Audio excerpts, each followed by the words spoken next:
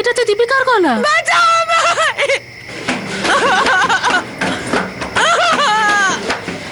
বাঁচাও কেউ আমায়! বাঁচাও! বাঁচাও! কেউ আছো? বাঁচাও! বিজয় কাকা! বিজয় কাকা! বিজয় কাকা! বিজয় কাকা! বাঁচাও আমায়! বিজয় কাকা! দীপিকা, দীপিকা দরজাটা খোলো। আমি বিজয়। বিজয় কাকা! দীপিকা ভয় পেও না, আমি বিজয়।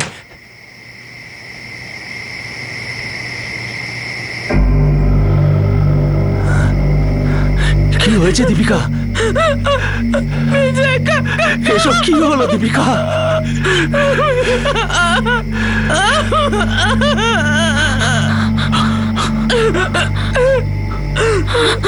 আন্টি, আন্টি, এ কি করে হয়েছে? জানি না এটা কিভাবে হলো। আমরা দীপিকার চিৎকার শুনে উপরে এলাম। হ্যালো কে? হ্যালো, কে বলছেন? গণেশ দা, আমি রাগিনী বলছি। রাগিনী? কি হয়েছে? সব সব ঠিক আছে তো? আপনার মায়ের খুন হয়ে গেছে। কি? হ্যাঁ, আমরা এক্ষুনি জানতে পারলাম। দীপিকা কোথায়? দীপিকার অবস্থাও খুব খারাপ। আপনি তাড়াতাড়ি চলে আসুন, আমরা এখানেই আছি। কোলাপুরের একটি মিডল ক্লাস হাউজিং কলোনিতে রাত 12টার পর শোভা সিন্ধে নামে এক বৃদ্ধাকে খুন করা হয়। শোভার নাতনি দীপিকাকে সেই বাড়ির বাথরুমে পাওয়া যায়। সে সেখানে নিজেকে বন্ধ করে রেখেছিল। ভীত সেই মেয়েটির বাবা সিকিউরিটি গার্ড গণেশ সিন্ধে সেই সময় ডিউটিতে ছিল। আর দীপিকার চিৎকার শুনে গ্রাউন্ড ফ্লোর থেকে ফার্স্ট ফ্লোরে আসা সেই ব্যক্তি ওই বাড়ির মালিক ছিল। সেই রাতে সেই ফ্ল্যাটে যা ঘটেছিল তার সোজা সম্পর্ক ছিল কিছুদিন আগে ঘটা একটা ঘটনার সঙ্গে। অতীতে সেই ঘটনাই বর্তমানে খুনি হয়ে সামনে এলো।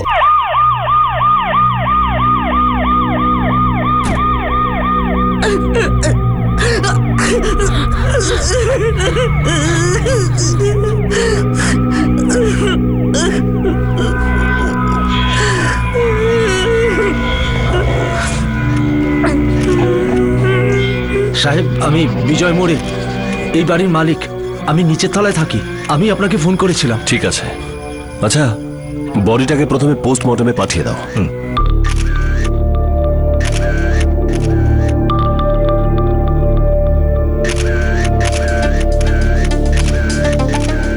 স্যার, আমি তো নিচে আমার ঘরে ঘুমোচ্ছিলাম। প্রায় 1টা নাগাদ দীপিকার চিৎকারের আওয়াজ শুনতে পাই, বাঁচাও বাঁচাও। দীপিকা মানে ওই যে কাঁদছে ও? হ্যাঁ সাহেব, দীপিকা শোভাদির নাতনি। তখন আমি আর আমার স্ত্রী রাগিনী ওই যে দীপিকার পাশে বসে আছে। আমরা দুজন ছুটতে ছুটতে ওপরে এলাম। দেখলাম ঘরের দরজা খোলা আছে আর শোভাদির লাশ এখানে পড়ে। ভিতর থেকে দীপিকার চিৎকার শুনতে পাচ্ছিলাম। ভেতরে গিয়ে বেডরুমে কেউ ছিল না। দীপিকা নিজেকে বাথরুমের ভেতরে বন্ধ করে রেখেছিল। যে লাশের পাশে বসে আছে সে কে? উনি গণেশবাবু, শোভাদির ছেলে। আমার স্ত্রী ওকে ফোন করে ডাকলো। আর ওকে? রাঘব, ও আমাদের পাশের ঘরে থাকে। শোভাদিকে মায়ের মতো দেখতো। দীপিকা এখানে আসার আগে ওই শোভাদিকে দেখভাল করতো। দীপিকা কিছু বলেছে আপনাকে? হ্যাঁ হ্যাঁ, আমি এখানে শুয়েছিলাম আর ঠাকুমা শুয়েছিল। আর তারপর বেল বাজলো।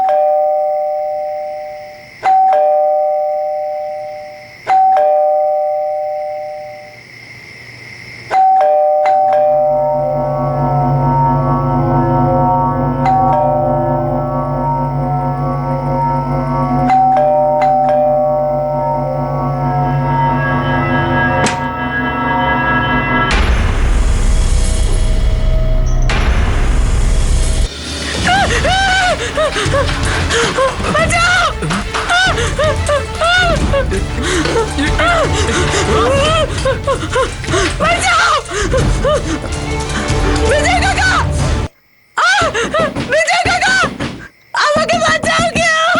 বিজয় কাকা বাঁচাও!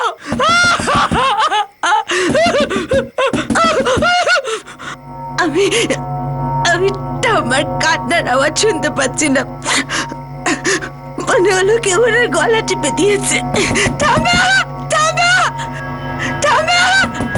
থামা! থামা! আমায় বাঁচাও! কেউ আমায় সাহায্য করো! থামা! থামা! থামা! তারপর কি হলো দীপিকা? তারপর এরা ফেরত এসে গেল।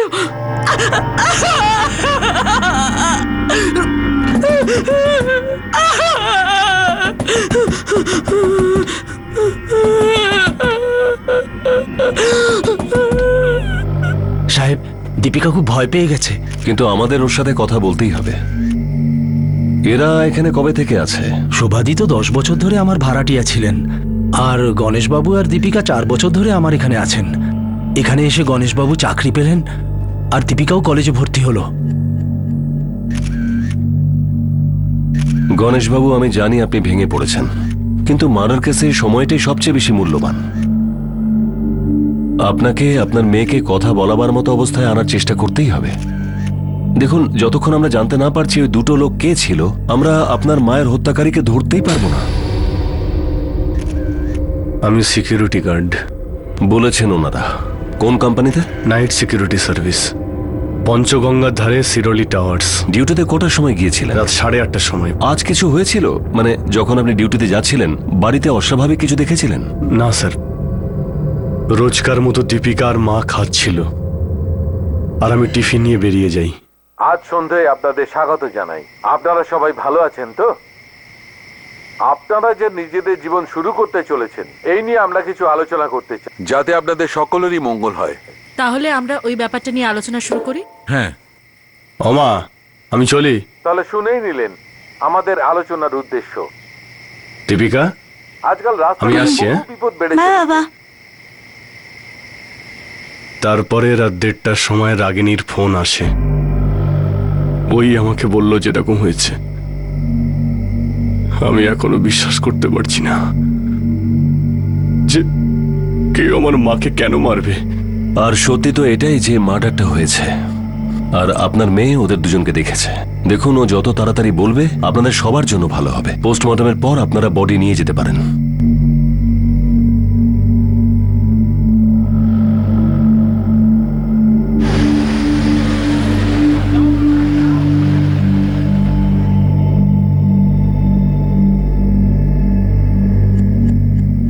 সেই দুই ব্যক্তি যাদের দীপিকা দরজা খুলে দেখেছিল তাদের সাথে তার আগেও দেখা হয়েছিল, কিন্তু পুলিশের একটু সময় লাগলো দীপিকার মুখ থেকে পুরো বিষয়টা জানতে। কারণ তার প্রিয় ঠাকুমার মৃত্যুতে দীপিকা ভীষণ রকম শক পেয়েছিল, আর দীপিকার মা যে বাপের বাড়িতে গিয়েছিল সে পরের দিনই দীপিকার দেখাশোনা করতে চলে আসে।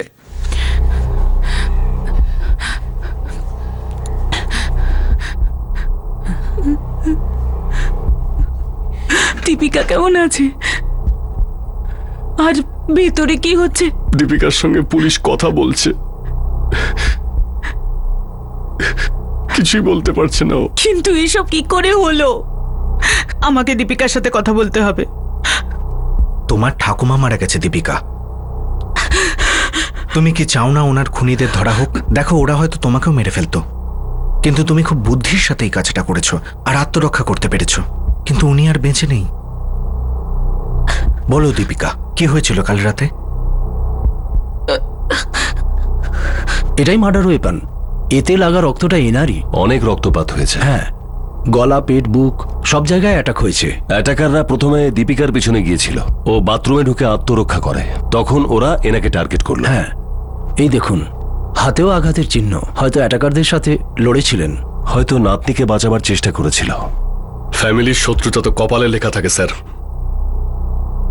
আমার মা আমাকে ভালো করে মানুষ করার জন্য অনেক কষ্ট সহ্য করেছে স্যার। শোভা দেবী কোথায় আর কিসের কাজ করতেন? মিউনিসিপ্যালিটিতে কাজ করতেন। 40 বছরের সার্ভিস। 9 বছর আগে উনি রিটায়ার করেছেন। আপনারা তো 4 বছর আগে ওনার সাথে থাকতে এসেছিলেন। আমি প্রথমে নাগপুরে সার্ভিস করতাম, তারপর এখানে মায়ের কাছে চলে আসি। জয়া দেবী, আপনি এনার সঙ্গে থাকেন না। আপনারা কি আলাদা হয়ে গেছেন? না সাহেব, আমরা নিজে থেকে আলাদা হইনি, আমাদের আলাদা করা হয়েছে। কে আলাদা করেছে? ভাগ্য স্যার।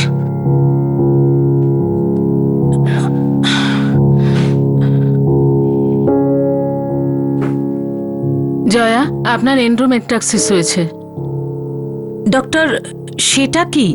এর মানে হলো আপনার যেটা হয়েছে, মানে গর্ভাশয় ওর কিছু টিস্যুর আউটগ্রোথ হয়েছে। এর ফলে ওই জায়গাটা স্থূল হয়ে যায়। এর ফলে আপনার হয়তো কষ্টও হয়। আর আপনার হয়তো রক্ত বেশ বেরোয়। হ্যাঁ ডক্টর, এরকমই হয়। ও 1 বছর ধরে ওষুধ খাচ্ছে, কিন্তু কোনো কাজ হচ্ছে না। আপনি চিন্তা করবেন না, আমি কিছু ওষুধ লিখে দিচ্ছি। একটু সময় লাগবে। কত সময় লাগবে ম্যাডাম? বেশ টাইম লাগবে। ডক্টর আমাদের সহবাস করতে বারণ করেছিল। একে অপরের এত কাছে থাকা সত্ত্বেও এই কারণেই আমি আমার বাপের বাড়ি থাকতাম। দীপিকা আমার সাথেই থাকতো, কিন্তু গত 4 বছর ধরে ওর বাবা আর ঠাকুমার সাথে থাকতো। আমাদের দীপিকা খুবই গুণী মেয়ে স্যার। ও ইঞ্জিনিয়ারিং পড়তে চেয়েছিল, এই জন্য ওকে আমি কোলাপুরে নিয়ে আসি। দেখুন, আপনি দীপিকার সাথে কথা বলেছিলেন, ওকে বলুন যাতে ও আমাদের সাথে কোঅপারেট করে। আমাদের এটা জানা খুব জরুরি যে ওই দুজন লোক কে ছিল, আর ওটা ছাড়া এই কেসটা এগোতেই পারবে না।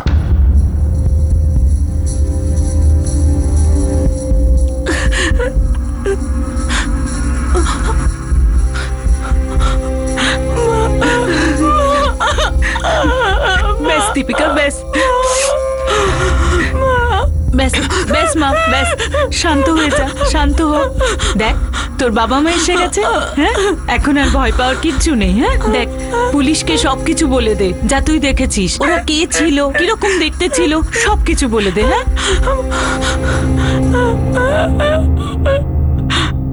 আমি ওদের এর আগেও দেখেছি। কি? তুমি চেনো ওদেরকে? দীপিকা, ওরা কারা, কোথায় থাকে, নাম কি ওদের? না, নাম ঠিকানা আমি জানি না। একদিন কলেজ থেকে ফেরার সময় রাস্তায় দেখেছিলাম।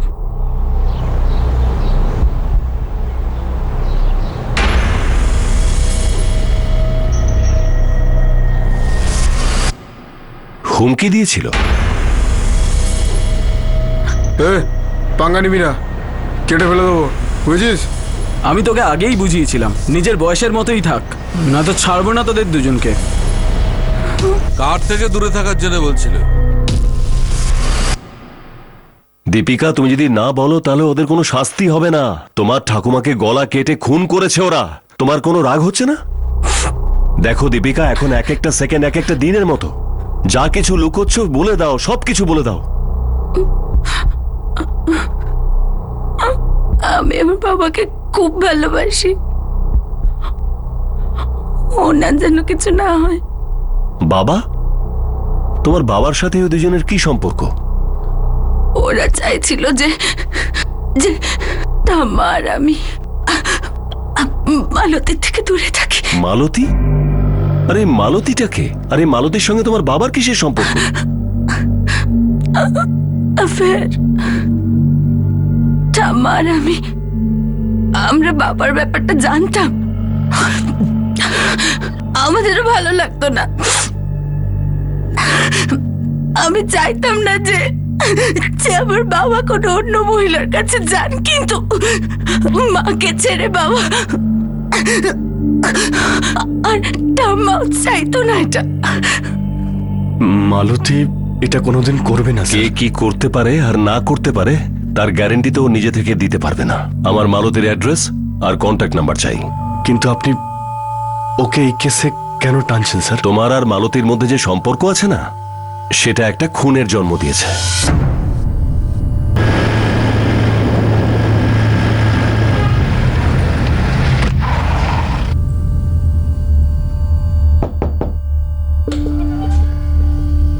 আগে মালতী দেশমুখ।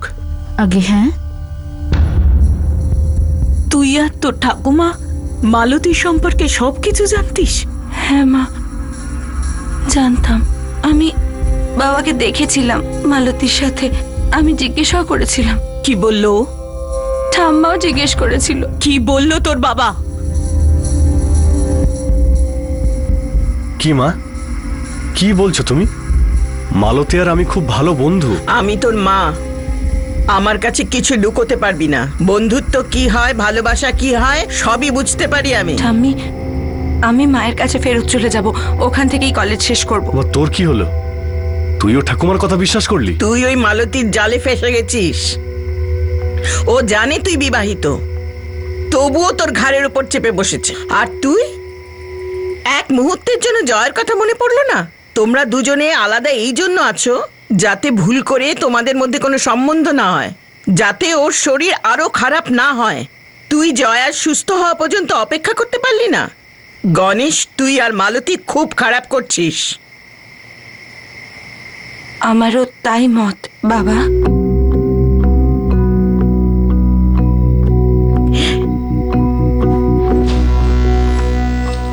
স্যার, যেই কোম্পানিতে আমি চাকরি করি মালতীও ওই কোম্পানির ক্লার্ক। আমরা দুজন ভালো বন্ধু। কতটা ভালো বন্ধু?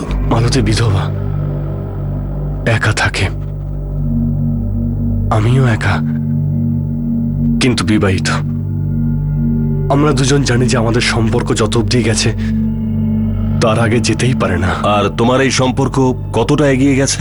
অনেক বছর ধরে আমার স্ত্রী জয়া আর আমার সঙ্গে কোনো শারীরিক সম্পর্ক নেই, কিন্তু আমিও তো মানুষ। আর মালতীও একজন মানুষ। আর তোমরা দুজন মানুষ এক হয়ে গেলে তোমাদের ইচ্ছে পূর্ণ করার জন্য। যাক, এটা তোমার ব্যক্তিগত ব্যাপার। সেটাই তো। কিন্তু যখন একটা মানবিক মামলা অমানবিক হয়ে ওঠে, ঠিক তখন আপনার ইচ্ছের ওপর আমাদের সন্দেহ হয় মিস্টার শিন্ডে। মালতী দেবী, আমাদের বিশ্বাস যে আপনার সাথে গণেশের শুধুমাত্র শত্রুতা ছিল না, আপনি ওকে পুরোপুরি পেতে চেয়েছিলেন। তার জন্য ওনার মাকে মেরে ফেললেন আর ওনার মেয়েকে মারার চেষ্টা। না না না সাহেব, এই মারার কথা একদম মিথ্যে কথা। আমি এরকম কিচ্ছু করিনি। কিন্তু আমি এটা স্বীকার করছি যে গণেশের সাথে আমার। কিন্তু সাহেব, আমার অবস্থা আমি প্রথম দিন থেকে জানতাম। আমি ভালো মতনই জানতাম যে ওর জীবনের অংশ আমি কোনোদিনই হতে পারবো না। ভালোবাসি ওকে, মন থেকে সম্মান করি ওকে। জয়াদিকে তো খুব ভালোবাসে, নিজের সন্তান, নিজের মাকে খুব ভালোবাসে ও। সাহেব, আমার কথা বিশ্বাস করুন, আমি ওর জীবনে কখনো হস্তক্ষেপ করিনি। হস্তক্ষেপ করেননি, কিন্তু অধিকার দেখিয়ে দিয়েছেন পুরোটাই। কিন্তু আপনার পাঠানো ভাড়াটে খুনিরা ওনার মেয়েকে মারতে অক্ষম হয়েছে। এটা মিথ্যে কথা, আমি কোনো ভাড়াটে খুনি পাঠাইনি। মালতী ভাড়াটে খুনি পাঠাতেই পারে না স্যার। ও তো কাউকে বকেও নি কোনোদিন। শাসানি তো অনেক দূরের কথা। এটা মিথ্যে স্যার। এই মিথ্যে আমরা বলছি না, এই কথাটা আপনার মেয়ে দীপিকা আমাদেরকে বলেছে। এখন আপনি বলুন, দীপিকা আমাদেরকে মিথ্যে কেন বলবে? ওকে কেউ হয়তো মিথ্যে কথা বলতে বলেছে স্যার। কেউ আমার আর মালতীর সম্পর্ক থেকে সুযোগ নিতে চাইছে স্যার। এখানে এমন কে হতে পারে যে তোমার মাকে মেরে তোমার থেকে ফায়দা তুলবে? আপনার মেয়ে বেঁচে গেছে সেটা আলাদা ব্যাপার, কিন্তু ও মারাই যেত। এটাও তো হতে পারে স্যার যে মালতী আর আমাকে ফাঁসানোর একটা ষড়যন্ত্র, আর এতে কেউ আমার মেয়েকে ব্যবহার করছে।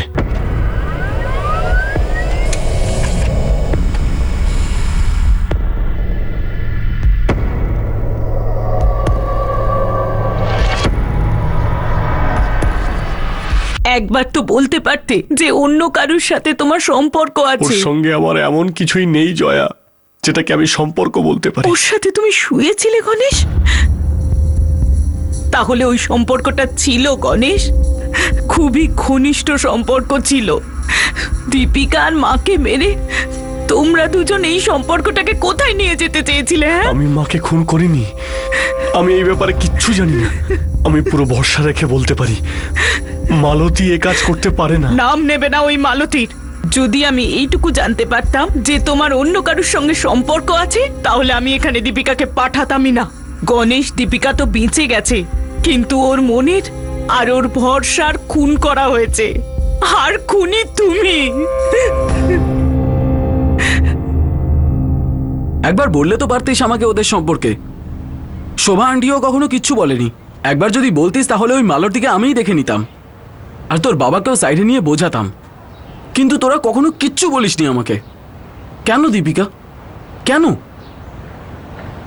রাঘব দাদা, কারণ আমি কখনো ভাবিনি ওরা এত দূর যেতে পারে। আর বাড়ির ব্যাপার তাই। আর আমি বুঝি পর।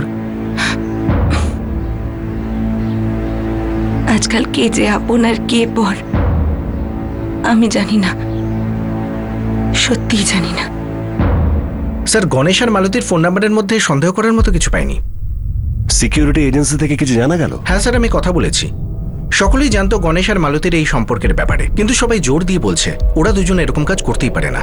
ওদের দুজনের ইমেজ ওখানে বেশ ভালো। সাওয়ন্ত, ওই দুটো ছেলে যারা দীপিকাকে ভয় দেখিয়েছিল, আমি তোকে আগেই বুঝিয়েছিলাম নিজের বয়সের মতোই থাক, না তো ছাড়বো না তোদের দুজনকে। ওরাই দীপিকার ঘরে ঢুকে ওর ঠাকুমাকে হত্যা করেছে, কিন্তু দীপিকা বেঁচে গেল। কিন্তু যদি ওরা চাইতো তাহলে বাথরুমের দরজা ভেঙে দীপিকাকেও মারতে পারত। মানে স্যার?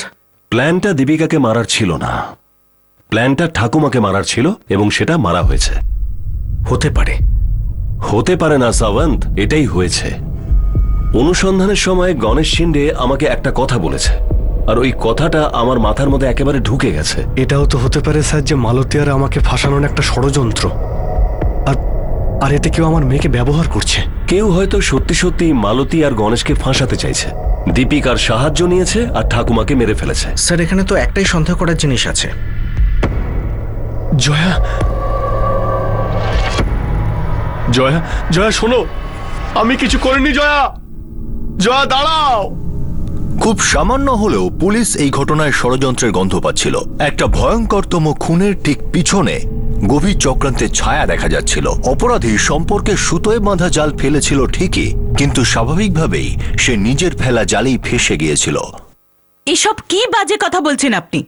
জয়াদেবী, একটা সোজা প্রশ্ন করছি দ্বিতীয়বার, যে ওই দুজন হত্যাকারীকে কি আপনি পাঠিয়েছিলেন?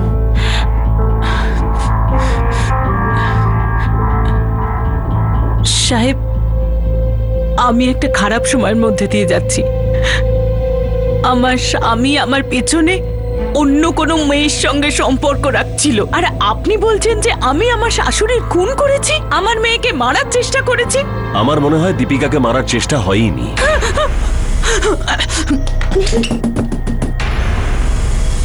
নিশানা আপনার শাশুড়ি ছিল, আর প্রচেষ্টা ছিল গণেশ আর মালতীকে এটা ফাঁসানো। কি বলছেন আপনি?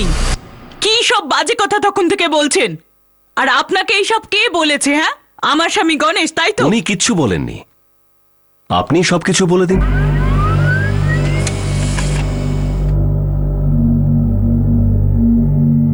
সাহেব, আমি মালতীর সম্পর্কে কি জানি আর কেন জানবো? এটা যথেষ্ট নয় কি যে ও আমার জায়গাটা নিয়ে নিয়েছে?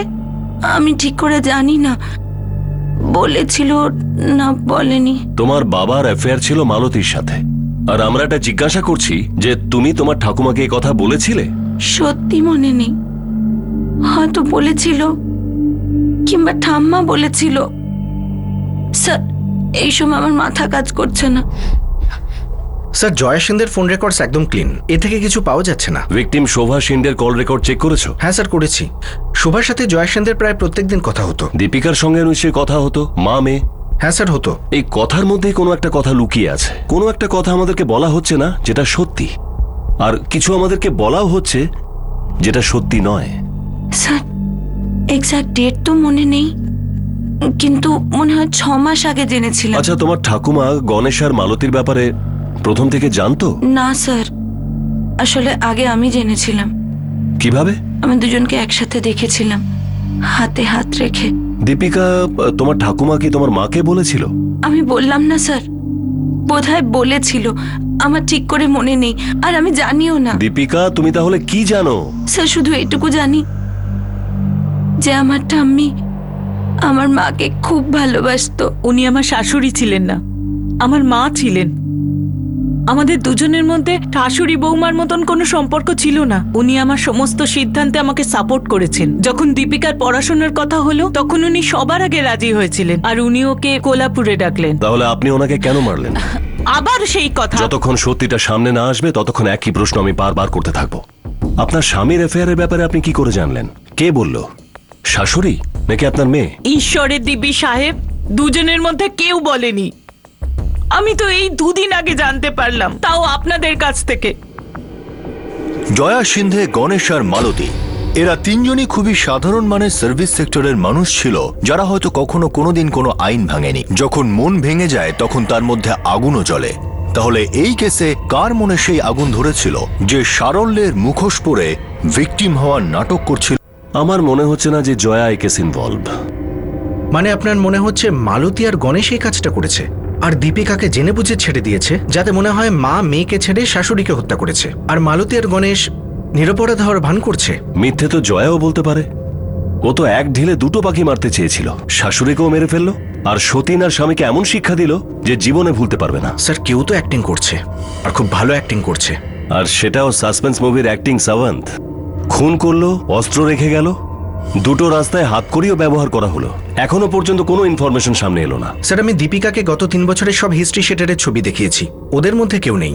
তারপর আমি স্কেচ আর্টিস্টকে ডেকেছি।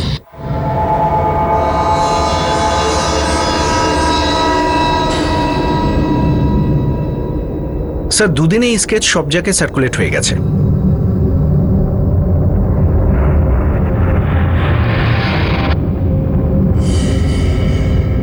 স্যার আমাদের ভালো ইনফরমাররা গত 2 দিন ধরে কোলাপুর আর তার আশেপাশের শহরে সব জায়গায়, জেলে, সব জায়গায় জিজ্ঞেস করেছে, কিন্তু কেউ ওকে চেনে না।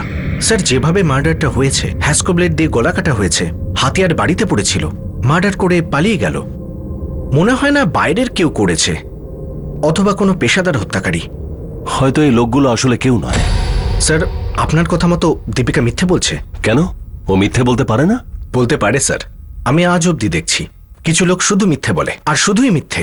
কিছু খুন শুধুমাত্র ক্ষোভের আগ্নেয়গিরি ফাটার ফলে এক নিমেষে হয়ে যায়, আর কিছু খুন বহু বছর ধরে ধীরে ধীরে জমতে থাকা রাগের কারণে হয়। যদি দীপিকা খুনি ছিল বা খুনের সামিল ছিল, তাহলে কেন পুলিশ এই অ্যাঙ্গেলে ভাবতে শুরু করে দেয়?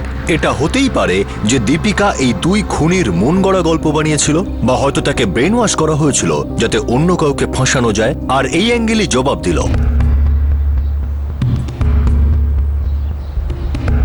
হ্যালো, আনন্দ লোখণ্ডে? হ্যাঁ, আপনি কে?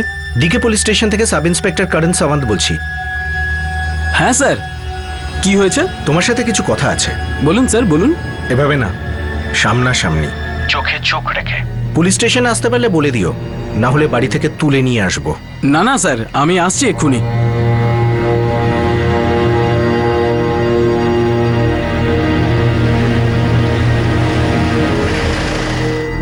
সাহেব, দীপিকা বেশ শান্ত প্রকৃতির মেয়ে, বেশি কথা বলে না। আপনারা ওকে গত 4 বছর ধরে চেনেন, কোনো টেনশন? মেয়েটা মায়ের থেকে দূরে থাকতো সাহেব।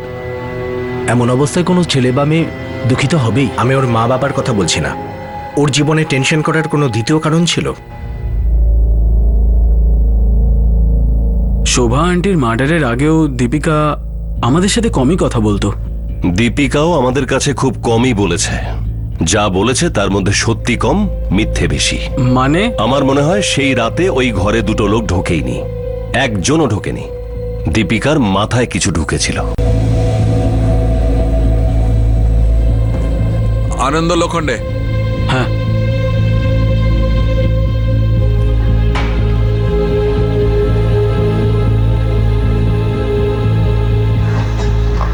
স্যার আমায় এভাবে কেন নিয়ে এলেন এখানে? আমার ভয় করছে। সবাই আমায় এরম করে কেন দেখছে? কি হয়েছে স্যার, বলুন না। আমাকে ভয় দেখাচ্ছেন কেন আপনারা? হয় তুমি ফিল্ম খুব বেশি দেখো, না হলে আমাদের বোকা বানাচ্ছ, যে মিথ্যের ওপর মিথ্যে বলে যাচ্ছ। মিথ্যে? কি মিথ্যে? তাহলে কি তুমি তোমার ঠাকুমাকে খুন করেছো দীপিকা? এটা কি বলছেন আপনারা? বাজে কথা তুমি বলছো। ওই 2জন লোক যারা তোমাকে ভয় দেখিয়েছিল, আসলে তারা কেউ নয়। ওই 2জন লোক তোমার বাড়িতে ঢোকেইনি, তোমার মাথায় ঢুকেছে। এখন তোমার মাথা খাটাও আর আমাকে বলো যে তুমি তোমার ঠাকুমাকে কেন খুন করেছো। আমি আমার প্রাণের থেকেও প্রিয় ঠাম্মির খুন কেন করব? কেন এসব গল্প বানিয়ে বলবো আপনাদেরকে? আপনারা আমায় ফাঁসাতে চান না, সেই জন্য আপনারা এসব করছেন না আমার সাথে। আমাকে ফাঁসাতে চান আপনারা। কেন করছেন এরকম আমার সাথে? কেন কেন করছে আমার সাথে এরকম? কেন কেন? দীপিকা সিন্ধে এমন একজন ন্যাচারাল অ্যাক্ট্রেস ছিল যাকে দেখে কেউ বলতে পারবে না যে সে সত্যি বলছে নাকি মিথ্যে। 2 খুনি সম্পর্কে সে যে গল্প বানিয়েছিল সেখান থেকে তাকে এক চুল নড়ানো যাচ্ছিল না। শেষ পর্যন্ত পুলিশকে একজন দক্ষ ফিল্ম ডিরেক্টরের মতো একটা দীপিকার সামনে টোপ ফেলতে হয় যাতে সত্যিকারের পারফরমেন্স বেরিয়ে আসে।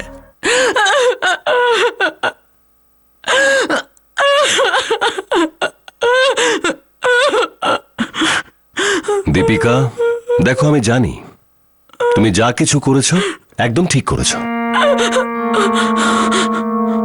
যদি তুমি এগুলো না করতে, তাহলে তোমার জীবনে অনেক বড় লোকসান হতো। কি? দেখো দীপিকা, আমি এটাও জানি যা কিছু হয়েছে ভুল করে হয়েছে। তোমার এরকম কোনো ইচ্ছে ছিল না, কিন্তু হয়ে গেছে। Deepika, I am sorry. মানে তোমাকে না জানিয়ে আমি অনেক কিছু করেছি। কি করেছেন? আনন্দ লোখণ্ডে। আনন্দ? কি করেছেন আপনি আনন্দের সাথে? কিছু না, জিজ্ঞাসা করেছি, ব্যাস একটা প্রশ্ন করেছি, আর ও কিছু বলেছে আমাকে। কি বলেছে আনন্দ? বলুন না, কি বলেছে আনন্দ? দেখ ভাই আনন্দ, যতক্ষণ বলার মতো অবস্থায় আছিস ততক্ষণ বলে ফেল। স্যার আমি জানতাম যে দীপিকা নিজের ঠাকুমার খুন করেছে স্যার। আর মার্ডার করার পর দীপিকা তোকে ফোনও করেছিল। করেছিল স্যার। যেই মুহূর্তে পুলিশের সন্দেহ হলো যে দীপিকা মন গড়া গল্প বলছে, মিথ্যে কথা বলছে, তখনই তারা সত্যের খোঁজে তার ফোন রেকর্ড দেখতে শুরু করে। দীপিকা আর আনন্দ লোখণ্ডে নামে এক ব্যক্তির মধ্যে প্রতিদিনই বহুবার কথা হওয়ার কল রেকর্ড পাওয়া যায়। স্যার, দীপিকার চিৎকার শুনে সুভাষিন্দের বাড়ির মালিক বিজয় আর রাগিনী যখন দৌড়ে ওপরে যায় তখন 1:16 এর আগে দীপিকা 1:03 আনন্দের সাথে কথা বলে। উঠিয়ে নিয়ে এসো এই আনন্দ লোখণ্ডেকে। স্যার, দীপিকা আমাকে ফোন করে বলেছিল যে ও নিজের ঠাকুমার খুন করেছে, তো আমি খুব ভয় পেয়ে গেছিলাম স্যার। আমি ঠাম্মিকে মেরে ফেলেছি, শেষ করে দিয়েছি, শেষ। এখন আমাদের মধ্যে আর কেউ আসবে না, কেউ না। আমরা এখন স্বাধীন, ফ্রি। তুই জানিস মার্ডার হয়েছে, আর মার্ডার কে করেছে সেটাও তুই জানিস। পুলিশকে ইনফর্ম করাটা জরুরি মনে করিসনি? কিরে? স্যার, আমি ভয় পেয়ে গেছিলাম স্যার, খুব ভয় পেয়ে গেছিলাম স্যার আমি। আনন্দ লোখণ্ডে? এই আনন্দ লোখণ্ডের জন্য আপনার মেয়ে দীপিকা তার নিজের ঠাকুমাকে মেরে ফেলেছে। আমাদের জাত একদম আলাদা, আর আমরা জাতের মধ্যে ছাড়া বিয়ে করি না। তাহলে আমি আমাদের মধ্যে নেই বাবা, আমি আমার মধ্যে আছি, আর বিয়ে আমি আনন্দকেই করব। কি করে হবে? হ্যাঁ, তোর বিয়ে আমরা কার্তিকের সঙ্গে ঠিক করে রেখেছি। আমরা একই জাতের মধ্যে পড়ি। আমার বিয়ে আমাকে জিজ্ঞাসা না করে ঠিক করে ফেললে? বারে বাহ, কি ভালোই না বাসো তোমরা আমাকে। দীপিকা, প্রথম দিকে একটু খারাপ লাগবে, তারপর ওকে ভুলে যাবি তুই। তোমারও প্রথম প্রথম একটু খারাপ লাগবে, তারপর ভুলে যাবে আমায়, যখন আমি পালিয়ে যাব আনন্দের সাথে। তোর বিয়ে কার্তিকের সাথেই হবে, আর আনন্দের সাথে তুই পালিয়ে যাবি না। পালিয়ে যাব, আর ফিরে আসবো না। যেদিন পালিয়ে যাবি সেদিনই ফিরে আসবি আমার মরা মুখ দেখার জন্য। আচ্ছা মা, তুমি কি আমায় মরার কথা বলে ভয় দেখাচ্ছ? আর তুই যে জাতের বাইরে গিয়ে বিয়ে করার ভয় দেখাচ্ছিস, ভয় সেটা দেখাচ্ছি না আমি, যেটা বলছি সেটাই করব আমি। তুমি জানো যে আমি কতটা জেদি। আর তুইও জানিস যে আমি তোর মা। যে মুহূর্তে তুই পালাবি ট্রেনে গলা দেব আমি। সিদ্ধান্ত তোকেই নিতে হবে, আনন্দ না তোর মা।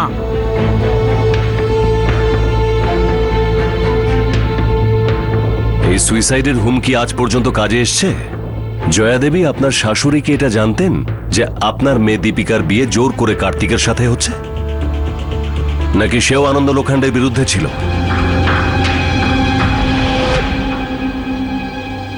দেখো দীপিকা, ভুলে যাও যে আমি পুলিশের লোক। আমাকে নিজের বড় ভাই মনে করো। দীপিকা, আমি তোমাকে সাহায্য করতে পারি, আমি তোমার শাস্তি কম করতে পারি। আমি আনন্দকে ভালোবাসি। জানি আমি, কিন্তু দীপিকা যে একজনের জন্য প্রাণ দেয় সে কারো প্রাণ নিতে পারে না। কিন্তু মা বারবার মরে যাবার কথা বলে আমায় ভয় দেখাচ্ছিল, আর ঠাম্মি তো। আচ্ছা শোনো না, আমার তোমার সাথে একটু দরকারি কথা ছিল। আনন্দ, কালকে ঠাম্মি দুপুরবেলা মন্দিরে যাবে, আমি বাড়িতে 2 থেকে 6 একা। আসবে দেখা করতে? বলো না, আসবে? হ্যাঁ।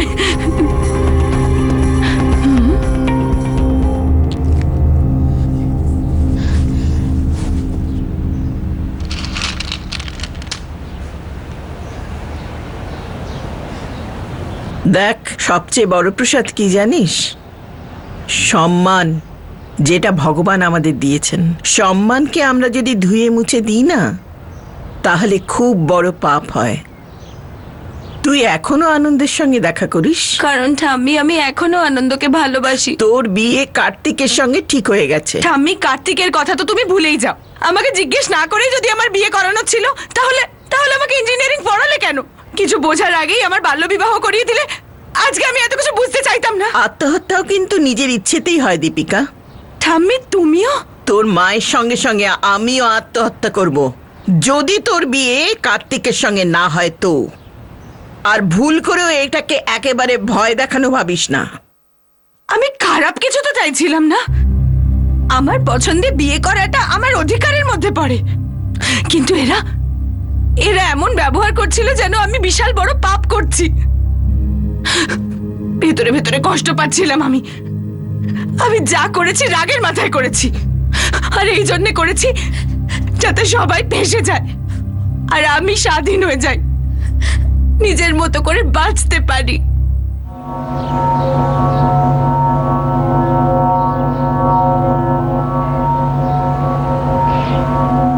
তো তুমি তোমার ঠাকুমাকে মারার পুরো প্ল্যানিংটা করেছিলে? হ্যাঁ, আমি পুরো প্ল্যানটা করেছিলাম।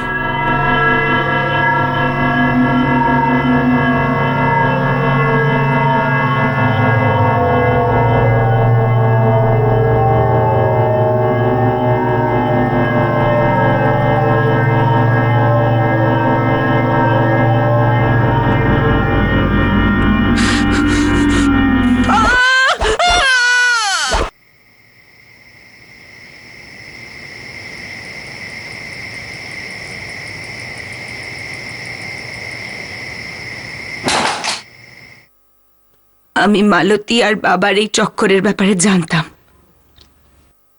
সবার আগে আমিই জেনেছিলাম। আমি এটাও জানতাম যে আমার ওপরেও সন্দেহ করবেন আপনারা। সেই জন্যই তো এইসব মিথ্যে গল্প বানিয়েছিলাম আমি, ধমকিটা আর খুনেরটাও। দীপিকা, তুমি এত কিছু এই জন্য করলে যে তুমি তোমার মর্জি মতো ছেলেকে বিয়ে করতে পারো? আমার কাছে আর কোনো রাস্তাই ছিল না। বাড়ি ভর্তি সবাই আমাকে সুইসাইডের ধমকি দিচ্ছিল। সুইসাইডের হুমকির জবাবে তুমি মার্ডার করে দিলে? নিজের ঠাকুমাকে মারলে তুমি, যাদের ঘরে তুমি থাকছিলে? তুমি তোমার মাকে ফাঁসানোর চেষ্টা করেছিলে, যে তোমাকে জন্ম দিয়েছে। ওই নির্দোষ মালতীকে ফাঁসাবার চেষ্টা করেছিলে, যার কোনো দোষ নেই। তুমি তোমার বাবার কতটা বদনাম করলে জানো তুমি? আর এসব কেন? শুধু আনন্দকে বিয়ে করার জন্য। দীপিকা, তোমার কি মনে হয় যে আনন্দ এমন কোনো মেয়েকে বিয়ে করতে চাইবে যে মিথ্যাচারী, স্বার্থপর আর খুনি? করবে। আনন্দ আমাকে আর আমাকেই বিয়ে করবে, কারণ আমি আনন্দকে ভালোবাসি আর ও আমাকে ভালোবাসে। তোমাকে সে ভালোবাসতো। ভালোবাসতো মানে? ও কিছু বলেছে আপনাকে? বলুন না, কি বলেছে আনন্দ? দীপিকা, কথা না বললেও অনেক কথা বোঝানো যায়। আনন্দের চোখে আমি তোমার জন্য ভয় দেখেছি, রাগ দেখেছি, কিন্তু প্রেমের একটা বিন্দুও দেখিনি।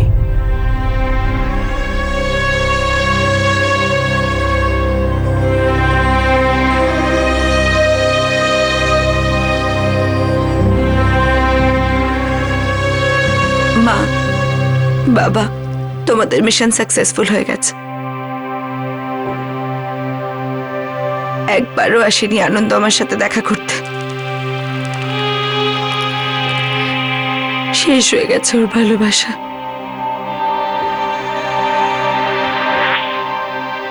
আমার বিয়ে আর আনন্দের সাথে হবে না।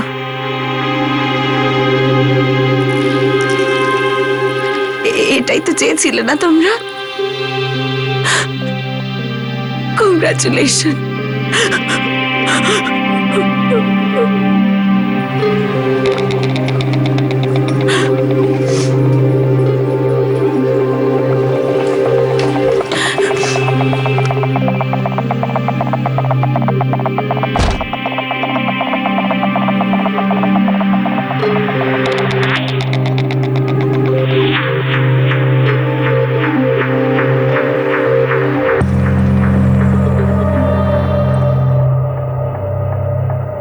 মানুষের ভাবনা আর অনুভূতি অনেকটা ইলাস্টিকের মতো।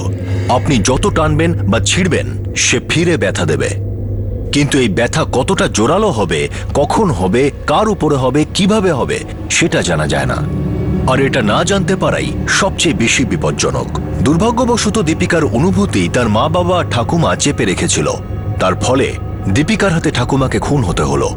দীপিকা তাদের ভাবনার উপযুক্ত জবাব নিজের মতো করে দিল। যদি সিন্ধে পরিবারের চিন্তা ভাবনার পথ দ্বিমুখী হতো তাহলে হয়তো এই অপরাধটা হতোই না। যদি একটা ভাবনাকে সবসময় গ্রিন সিগন্যাল দেওয়া হয় আর বিরোধী ভাবনাকে সবসময় রেড সিগন্যালে দাঁড়িয়ে থাকতে হয়, তাহলে রাস্তায় হাহাকার তো হবেই। কাউকে জোর করে যেমন হ্যাঁ বলানো উচিত নয়, আবার কারণ না কেউ কখনোই অবহেলা করা উচিত নয়। তার ফল ভয়ঙ্কর হতে পারে, যেরকম এই কেসে হয়েছে। দীপিকা ভেবে চিন্তেই মার্ডার করেছিল। তার বিরুদ্ধে 302 ধারা অনুযায়ী মামলাও চলবে, আর শাস্তি যাবজ্জীবন থেকে মৃত্যু পর্যন্ত হতে পারে। আপনাদের সঙ্গে আবার দেখা হবে পরের এপিসোডে আরো একটি নতুন কেস নিয়ে।